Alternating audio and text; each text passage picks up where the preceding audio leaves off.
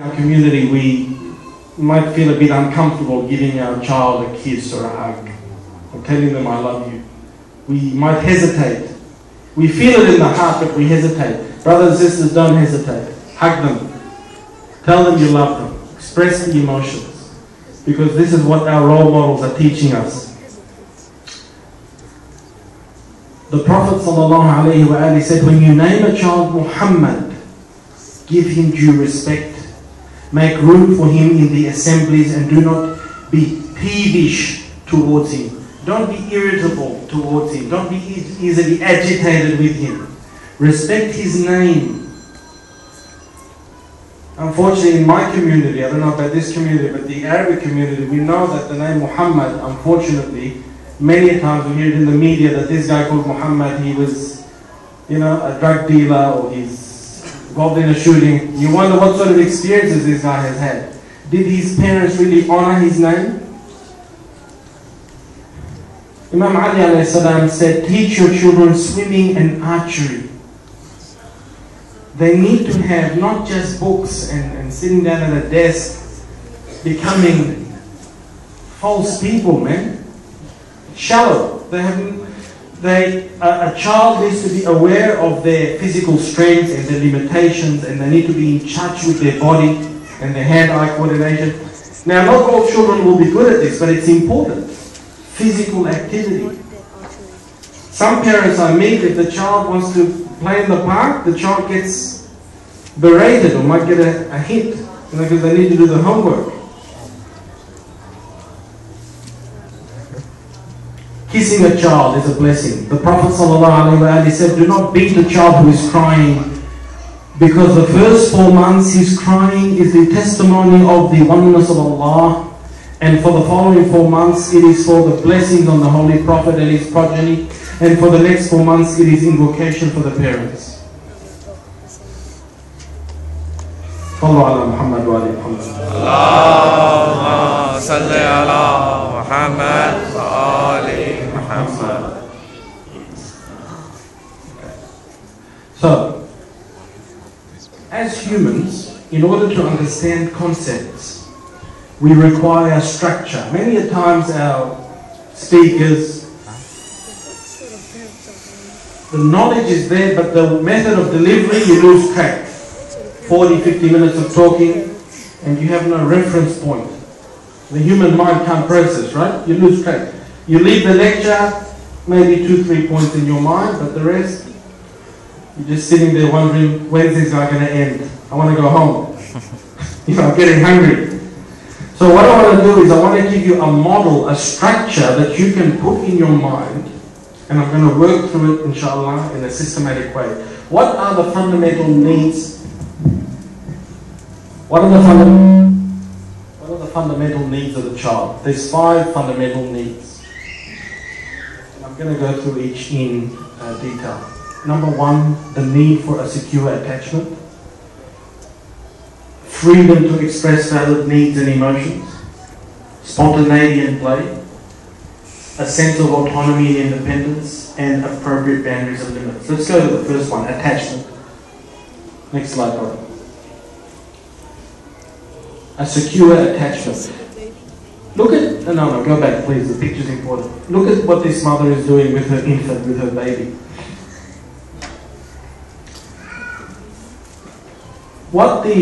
We've got medical doctors in the audience and they'll be much more knowledgeable than me on the neuroscience, but what neuroscience is showing today is that this sort of interaction between mother and child is extremely important for infant brain development. Because as you can see there, the mother is engaged in gaze with the child, and the child is locked onto the mother's face.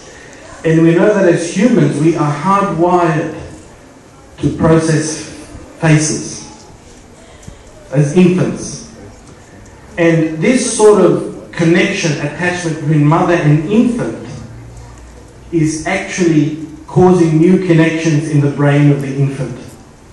As the infant cries, or if the infant is happy, the mother, by looking at the infant, gazing at him, and having that connection, she's acting as a mirror. He is actually beginning to see himself in his mother's eyes. and beginning to form a self-identity. And we know that the areas of the brain that are involved in these interactions is what's called the right hemisphere. It's right to right brain in unison between mother and child. That hemisphere of the brain which is to do with creativity, to do with spontaneity, to do with integrative, holistic knowledge, whereas the left hemisphere is more verbal, logical, linguistic. So, what do I mean by a secure attachment?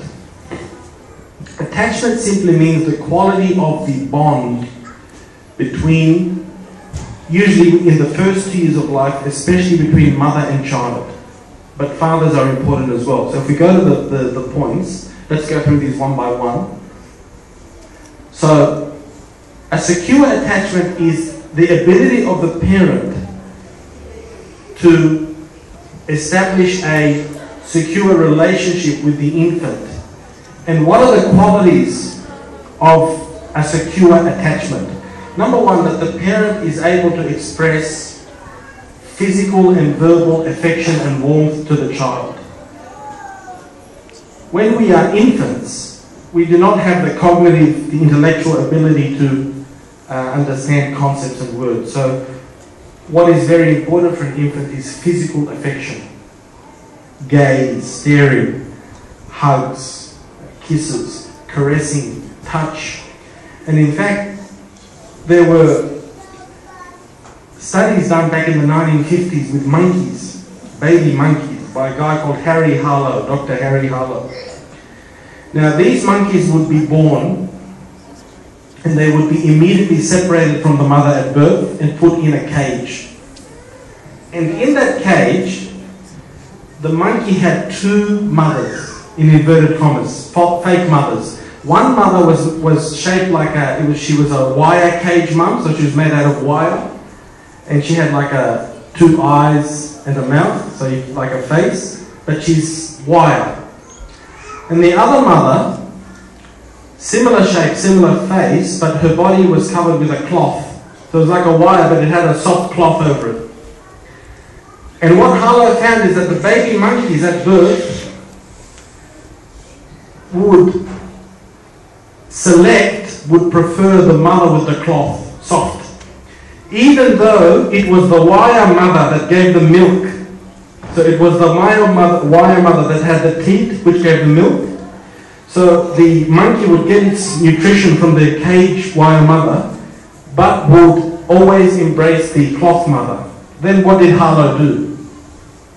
This was very cruel. The cloth mother started giving the baby monkey electric shocks. So you think after it's getting electric shocks, it might go to the other mother. What does the monkey do? It clings on even harder, even though the mother is shocking it. Why?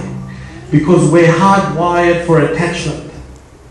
And if our parents as infants mistreat us, we cannot comprehend that. We cling on even more. It so fundamentally violates the way that we are designed. We are designed to bond for affection. And if we don't get that as children, the consequences are very serious. So it is the ability of the parent to provide physical affection, comfort, soothing. A parent who can relate to their children at a secure level is themselves comfortable with emotion. If I as a parent am not comfortable with sadness, I'm not comfortable with loud noises, I'm not comfortable with anger, I'm not comfortable with jealousy. These are the emotions of children, right? Children get jealous. Children sometimes express hatred. If it really upsets me, I can't deal with it, how can I help the child develop emotionally? Because he's upsetting me. So what am I going to do? I'm going to shut him down. Don't talk like that. Don't speak like that. Don't say it. I'm going to become angry myself. So in order to have a secure attachment, we need to be comfortable with our own emotions. We need to have a good sense of our strengths and limitations. We need to be honest with ourselves. We need to have a good realistic image of who we are. We've all got strengths and weaknesses. We're not perfect. We need to be reliable and dependable. Children need reliable parents that are there for them. That doesn't mean we can never make mistakes or... No. But reliable in that most of the times, 95%, 98%, 99% of the time, we're there for them. We're able to act, second last point, as a secure base for the child. What do I mean by that? When you look at infants, when an infant is developing, and usually they start to walk at about 13, 14, 15, 16 months, the infant is developing a sense of their individuality. Their muscle tone is developing, they're clinging onto the tables. And this realization for the child, for the infant, is very exciting. They're discovering that they are different from mum and dad. They are themselves, they have control over their limbs. And what you'll find in a child with a secure attachment, that leading up to them being able to walk, they've got the comfort, the hugs, the affection, they've been fed, they've been nourished, they haven't been neglected, is that the infant will explore, and usually something happens. They have a little fall or something scares them. And if they're securely attached, they will return to the parent, because the parent is their secure base. I can explore, I can learn, anything goes wrong, I come back. We find with infants who are not securely attached, they have trouble with returning because they don't perceive the base to be secure. They will often stay crying, or they'll get confused or anxious. So we need to be that stable base for our kids, that they can keep returning to us, no matter what the problem is, and no matter at what age.